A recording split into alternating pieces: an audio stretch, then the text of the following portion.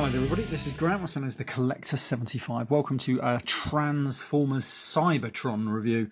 Haven't actually done one of these probably since I actually did this figure originally. I know I did Cybertron, Crow, Scourge, well in my time a few minutes ago, but technically before that it's been quite some time since I did a Transformers Cybertron review. And the thing about Transformers Cybertron is the fact that they were actually, out of that Unicron trilogy, they were the better figures in my view. There were still some good figures in those two other lines, but this is where you had mainly the good figures. And this was, it's a bit of a strange one, this one. I really like this figure, but at the same time it's a bit of an odd figure. This is Cybertron MENASOR.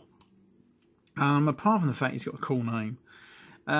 He's a very, very odd looking thing. He's supposedly from the, I can't remember what they called it, construction planet, big planet, something like that, where the Transformers are actually really huge things, like where Transformers, is it Metroplex comes from and all that.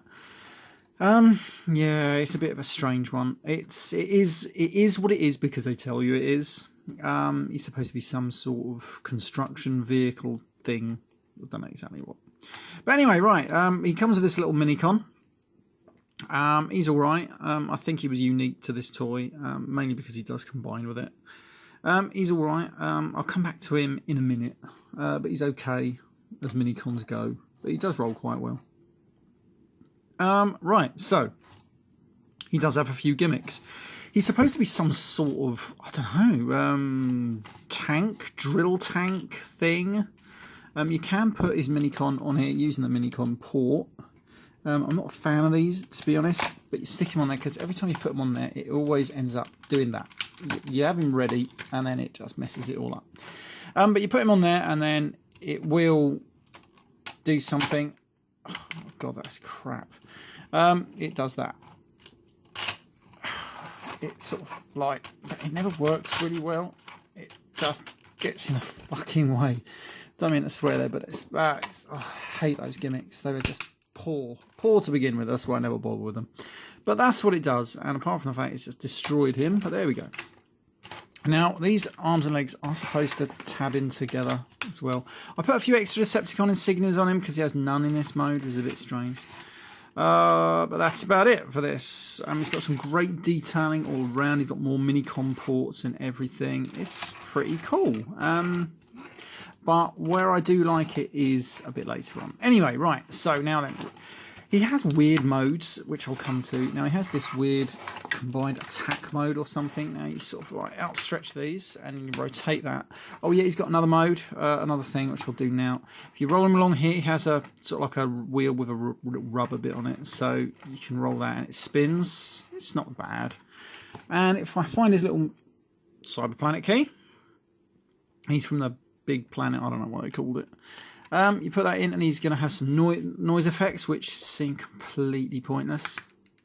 Oh, it was working.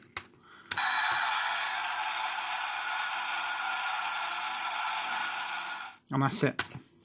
Don't do nothing else. So let's forget about that. It did light up as well. I don't know if it's going to really show it too well. You can sort of see it in there. Really pointless. Anyway, so that's that. So, but it does have another mode. You can rotate these out and then rotate that. So his wheels are still on the ground. Then we can take these and split them. We take this little Minicon. Don't know his name. I tried having a look at the instructions and I could not see it. But there we go. Now he has a couple of grooves just there and just in here. And these are going to fit just in those grooves, I believe. As best as you're going to get it in anyway. It is going to be a pain. And I can see it all going wrong, to be honest. Because nothing really wants to tab in too well on this figure. It's strange why I actually like it. Because it's bloody annoying. Right, I'm just going to jimmy it around. Right, so then, anyway, so what happens is you end up with that once you get it tabbed in. But it is amazingly annoying. There we go. Just sort of jam it in there. And this is his... Oh, that worked quite well doing that. So that's all right. So this is its attack mode. It's exactly the same as what it just was, just with now you've jammed a Minicon in the middle there. Yeah, you know, don't ask me. And then he has another mode, which it says it on the instructions, but there's no rhyme or reason why or what. But you can rotate these upwards. again, rotate them around. Doing this, you can jam that back together if you want. It doesn't say to have the Minicon in there for this one. Yeah, your guess is as good as mine on that one, what they're trying to do with that one. I think they were just trying to get more play value out of it by having all these different sort of modes. It's a bit weird, this one. I never bothered with this one. And I think the last time I actually reviewed this, I didn't bother showing that because that is just bad. Right, so now we're going to put him back together and we're going to transform in a moment. We're going to get this Minicon out and then we're going to transform this quickly. And he's quite a cool little Minicon. He's all right. You just pop that bit off if you want. Rotate these around. These are his arms. They are on little ball joints. Oh yeah, you've got to rotate that down. So that means he must have to do this somehow. Or does that rotate around? I can never remember. Oh, there we go. This whole body section rotates around. That's a bit more like it, isn't it? So that's there. Oh, rotate that up. And there we have it. And there's this little Minicon. Now you're supposed to put this little shovel bit back on the back, I suppose, like that. That gives him a bit of a more better look, doesn't it? And he's alright, ain't too bad. He's a big beefy fella, as Minicons go. There he is. He's alright. So we're going to put him over there. One day I'll find out his name. I might put it in the description below. Right, so now then we're going to start transforming this guy. Now he has a supposedly work mode. So what we're going to do is we're going to lift this up like so. You just sort of leave these like that or something. Split these like that. They sort of like angle back. I'm gonna. Oh yeah, better adjust my camera, I suppose. Hold on 1 second. Here we go. Here we go. So I actually did get another stand for my camera. Actually, I might. Oh, that's why I was a bit zoomed in there as well. Yeah, so it's the second stand I've bought in the last month. But this one's for my camera phone. So there we go. Right, so then we end up with this, which is supposedly is his work mode.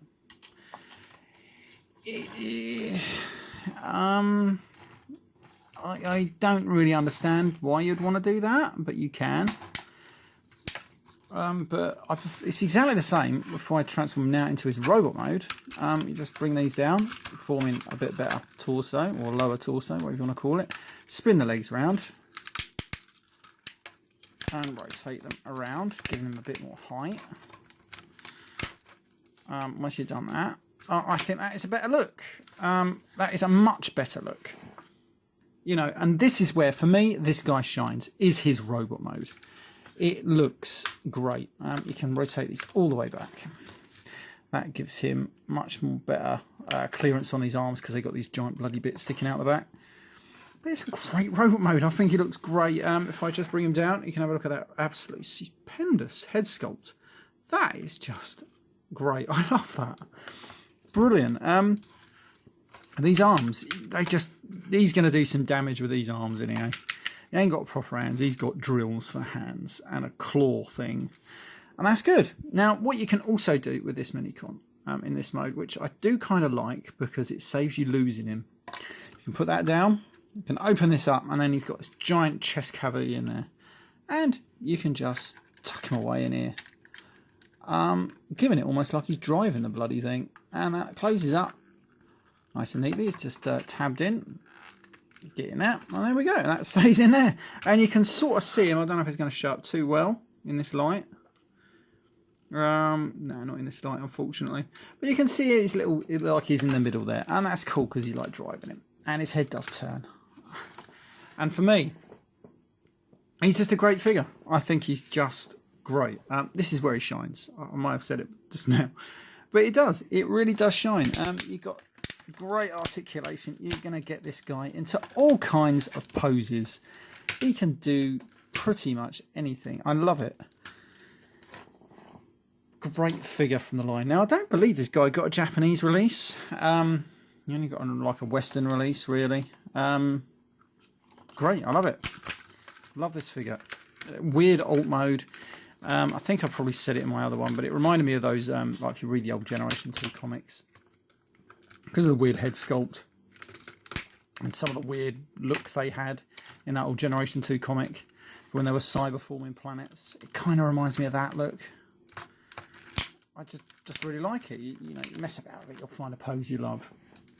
Great figure. Oh, providing you don't knock him over. Great, I love it. Right, so this has been Graham at the Collector 75. Feel free to rate, comment, and subscribe. You got a big thumbs up if you like the video, and of course, if you want to support my channel, you can using the little coffee link below. Right, I shall see you all next time. Bye for now.